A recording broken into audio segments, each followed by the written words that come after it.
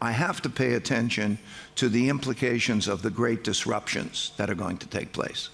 Because the world will be radically different in 5 years. And it's going to go year by year, become radically different. Next elections, the debt situation, all of these things are going to change. And then with the new technologies, we're going to go, it's like going through a time warp. We're going to be in a different world. Hey, everybody, it's Eddie from Tokyo. This is your cryptocurrency update from Japan, and that opening was the legendary trader, investor, and hedge fund manager Ray Dalio. At the age of 74, he has had quite a career, and he is truly still a visionary. From about 2005 to 2013, he had the largest hedge fund in the world and has since become quite a thought leader. Generally, he has stated capitalism is the best economic system, but argues it needs reform due to it not working very well for most Americans. The income inequality is a national emergency, he wrote in 2019, and now he advises the government on China, but of course, it's not without criticism. And when we talk about this changing world, I must tell you there is a measuring trends in AI, an absolute page turner, if you will, that came out of Stanford today. More than 450 pages. It's far too important to just gloss over. I'm going to put a link to it in the description of this video.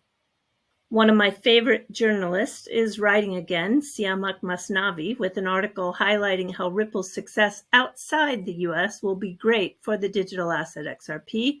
We're going to have a closer look at that. JP Morgan took a big bite out of cross-border payments with their JPM coin this week. They are expanding globally with a brand new partner.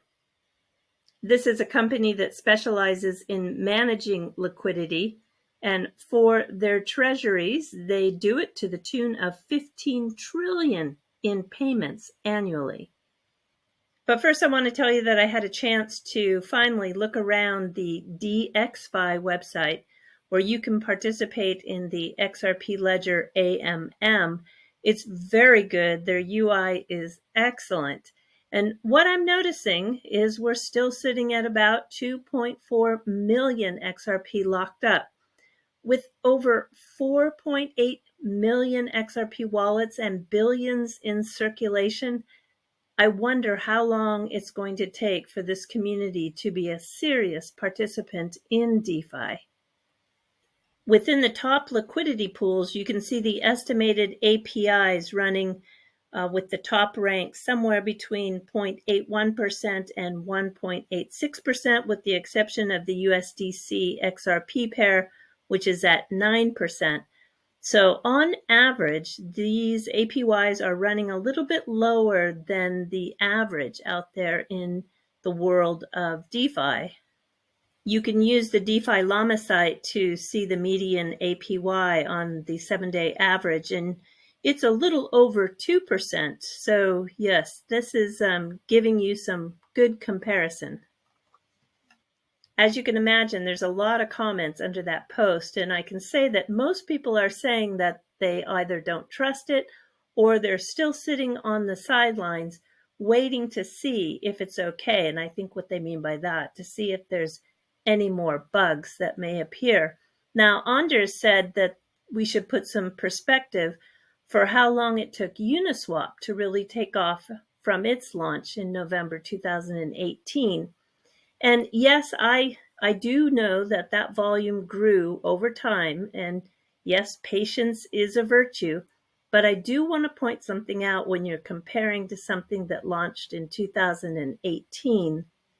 I told Anders I wasn't trying to be difficult, but DeFi really didn't take off until very, very late, December 2021 and early 2022. Since the halving on Bitcoin, the transfer fees are just astronomical. You can see here somebody was going to send $8.59, and the network fee was $89.44. Now, Lynn Alden, who I admire, tried to justify this fee amount. She's blaming the current fee spike on spam, while what she's talking about is the runes. And yes, they are a form of meme coin, but listen, if people are having fun, this crypto space needs a little more fun. And if the runes bring in another billion people into crypto, well, I guess I'm okay with the memes. Naveen Gupta, the former managing director for Ripple of the MENA region, that's the Middle East, Northern Africa, tweeted out today that the next 1 billion users will get acquainted through meme culture, which is an expression of joy. Memes are a simple way to communicate your brand. And touching back on that article from my favorite journalist, the opportunity is huge for not only Ripple, but also the digital asset XRP when it comes to the stablecoin. And I do believe what Brad Garlinghouse is referring to is that auto bridging. So we'll probably see a lot of use of bridging with the digital asset when it comes to stablecoins, not only in the US dollar, but of course in other major fiats as well. Now, jumping back to JP Morgan integrating their coin with the blockchain and Kyriba, it's really going to jumpstart them into 100,000 new bank connections, 24/7, real-time cross-border transfers and settlement, and 3.5 billion transactions annually. This is a big partnership, and yes, it's a global race to grab that market share. I have just a little bit of commentary based on some of the comments that I got in yesterday's video that Ton blockchain was a scam. I think you need to do your research. They rank number 10 behind Doge and XRP and are backed by one of the largest gaming companies in the world. That's Animoca Brands. They're valued at over 5 billion, and they've become the largest validator on TON, enforcing its commitment to their ecosystem. They definitely undertook extensive research before deciding to invest in the support of their transition from Web 2 to Web 3. And the announcement they made in Dubai that TON will launch directly into Telegram, and then people said Telegram was a scam.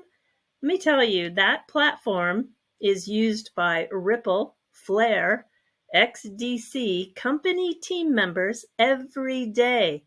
It's far from a scam with 800 million active users, and it is expected to have over 2 billion registered users in just the next 2 years. I find people love to use the scam word on anything they don't understand. And that goes for Tether too. You know, Tether's backed by the same assets that the USDC coin is backed with, and they are audited on a monthly basis, just like USDC. So I do think that this space is full of a lot of people loose with the word scam on their lips that just don't do their research. Austin of Altcoin Daily had the CEO of Animoca Brands, Yat Siu, on his channel today, and I hope to do a few clips out of that for tomorrow. It was a fantastic video, and I learned so much. And to take you out on this video is another short clip of a big full-length video with a big cryptographer that I'm going to release tomorrow. It's very enjoyable. So until then, do take care. Sayonara for now. Bye-bye. Belgium is a very strong cryptography hub. Belgium and Switzerland are probably the strongest cryptography nations in Europe. US and Canada are a beast of its own.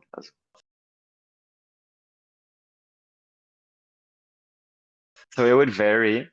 My first answer would probably be Stanford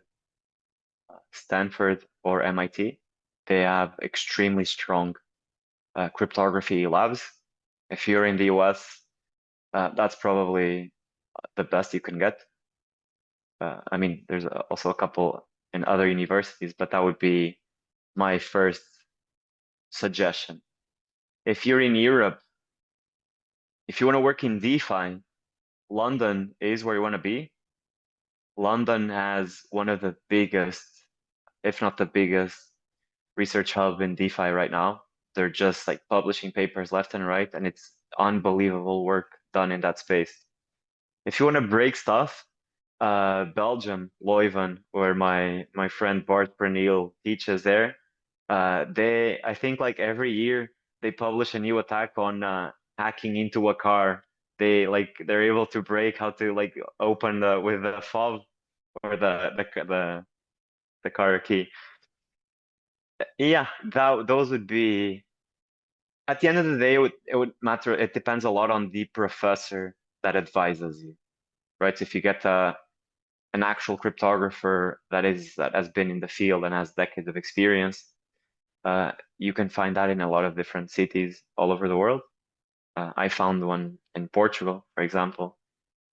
There's not that many, but you can find them. But those would be my recommendation.